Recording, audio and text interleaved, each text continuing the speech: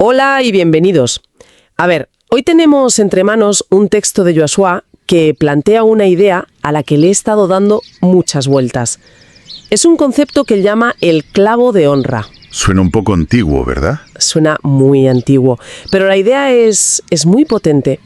Básicamente, lo que plantea es que en casi todas las familias hay una persona que es como el pilar. El referente. Eso es, la figura en la que, de alguna manera, todos cuelgan la reputación, el prestigio e incluso el legado del linaje. Y el texto usa la palabra clavo de una forma muy literal. Vale, vamos a desgranar esto porque la cosa tiene miga.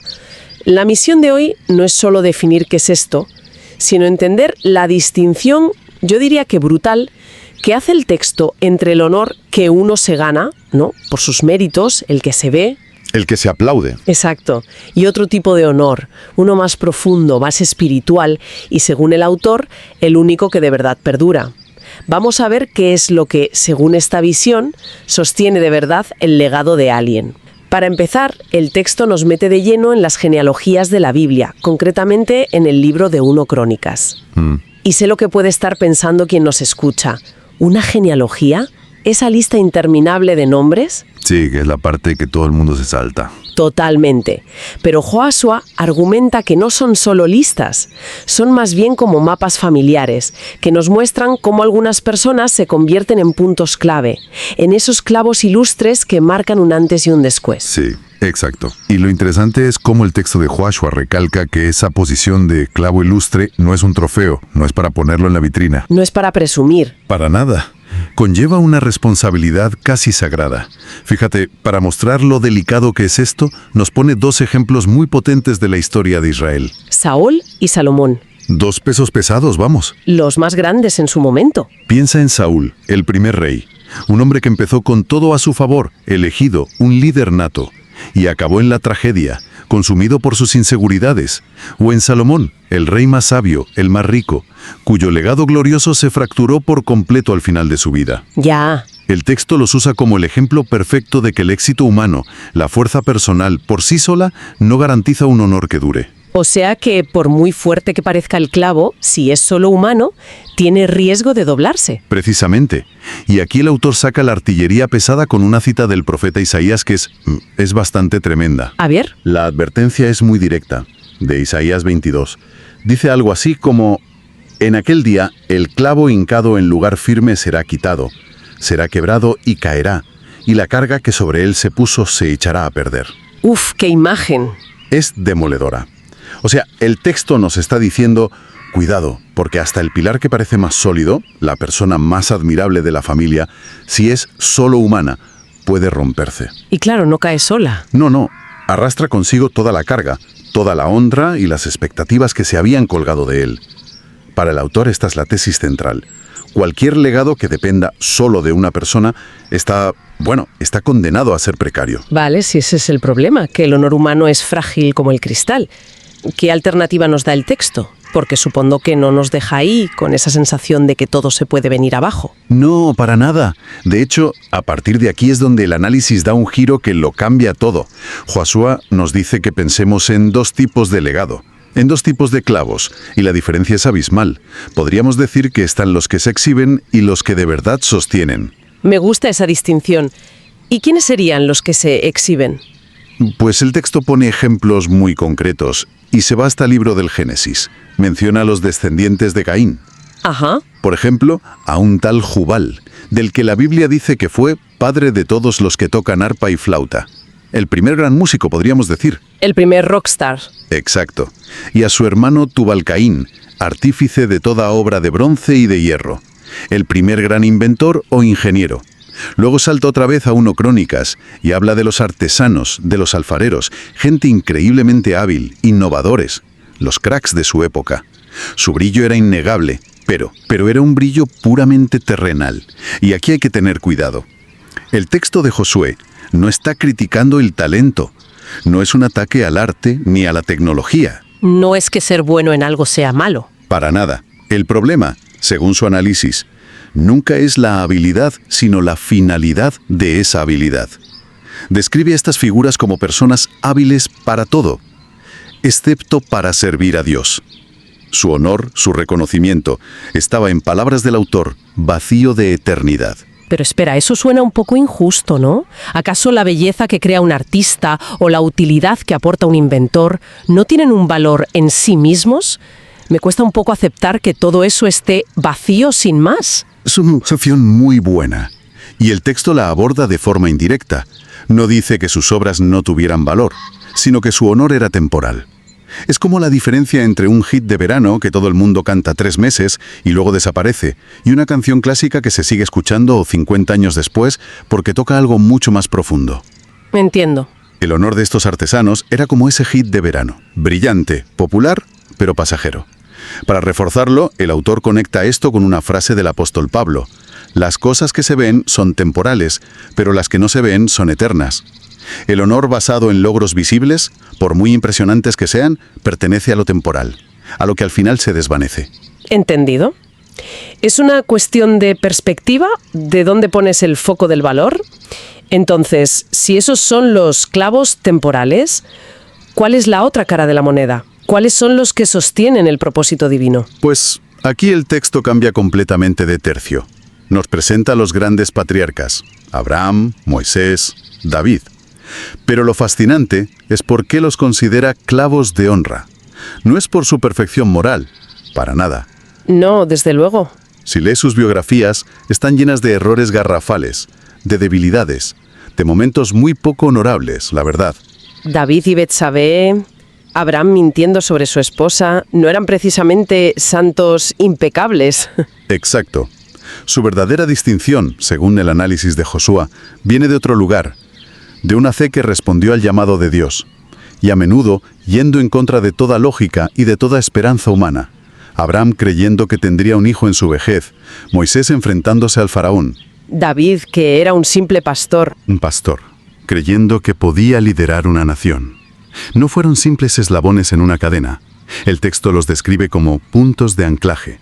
Sostuvieron algo mucho más grande que su propia reputación. Sostuvieron la promesa de Dios a través de la historia. Su honor no venía de ellos, sino de aquel en quien confiaban. Y mientras leía el análisis de esas genealogías, hubo un nombre que me saltó a la vista, casi escondido entre decenas de otros. Un tal Jabes. Jabes. El texto se para en él y es fascinante, porque su historia rompe con todo lo anterior. Es un personaje casi anónimo, aparece y desaparece en 2 versículos, pero Josué lo exprime al máximo. Lo primero que destaca es la paradoja de su nombre. En hebreo, Jabes está relacionado con la palabra dolor. Su propia madre le llama así por cuanto lo di a luz con dolor. O sea, es un hombre marcado desde que nace por el sufrimiento. Un mal comienzo, desde luego. Y sin embargo, la Biblia dice de él algo increíble, que Jabes fue más ilustre que sus hermanos. Ahí está la contradicción. ¿Cómo alguien llamado Dolor llega a ser el más honorable? Pues el texto dice que la clave no está en sus hazañas, porque no se nos narra ninguna. No sabemos si fue un guerrero, un rey o un erudito. El secreto está en su oración. Que es muy corta. Cortísima, pero muy densa. El autor la transcribe directamente. «Oh, si me dieras bendición, y ensancharas mi territorio, y si tu mano estuviera conmigo, y me librarás de mal, para que no me dañe». Es una declaración de dependencia absoluta. No dice voy a conquistar, dices ensancha tú mi territorio. No dice soy fuerte, dice que tu mano esté conmigo. Es increíble que la figura más ilustre de toda esa larga lista sea alguien definido no por lo que hizo, sino por su vulnerabilidad al pedir ayuda. Eso va en contra de toda nuestra idea moderna del éxito, de la persona hecha a sí misma, ¿no crees? Totalmente. Choca frontalmente con el culto al mérito propio. Y esa es la gran lección que Josué extrae de Jabes. Su grandeza no está en lo que hizo, sino en lo que pidió. No se trata de su capacidad, sino de su humildad y su dependencia. Ya. Y la prueba definitiva de que ahí estaba el secreto de su honor es la frase final de la Biblia sobre él, que es sencilla pero demoledora. Y le otorgó Dios lo que pidió. Su honor no lo fabricó él, le fue concedido como respuesta a su relación con Dios. Esto cambia por completo las reglas del juego sobre qué significa ser honorable. Esto me lleva a la pregunta que el texto deja flotando en el aire. Una pregunta muy directa para quien lo lee. ¿Qué tipo de clavo somos? ¿Somos ese clavo brillante y pulido del que la gente cuelga su admiración por nuestros logros, nuestro talento, nuestra carrera? O somos un clavo quizá menos vistoso, pero al que la gente acude porque intuye que está anclado en algo más firme, en una fe que sostiene de verdad. Y es aquí donde el autor ofrece la resolución final a toda esta tensión. Vuelve a recurrir al profeta Isaías al mismo capítulo 22. Justo después de haber anunciado la caída de ese clavo frágil y humano, el profeta anuncia la llegada de uno nuevo, uno diferente. Ajá. La profecía dice: «Y lo clavaré como clavo en lugar firme, y colgarán de él toda la honra de la casa de su padre». Un clavo que no se dobla, que no se oxida, que no cae. Un clavo a prueba de todo. Exacto. Y el autor, Josué, identifica inequívocamente este clavo mesiánico, firme y eterno, con la figura de Jesucristo. Según su interpretación teológica, él es la solución definitiva a la precariedad del honor humano que se planteaba al principio. Claro. Ya no tienes que depender de la fortaleza de un Saúl o de la sabiduría de un Salomón, o incluso de tu propia ilimitada fuerza. La idea es que puedes colgar toda tu honra, tu vida, tu familia, con total seguridad en este anclaje inamovible.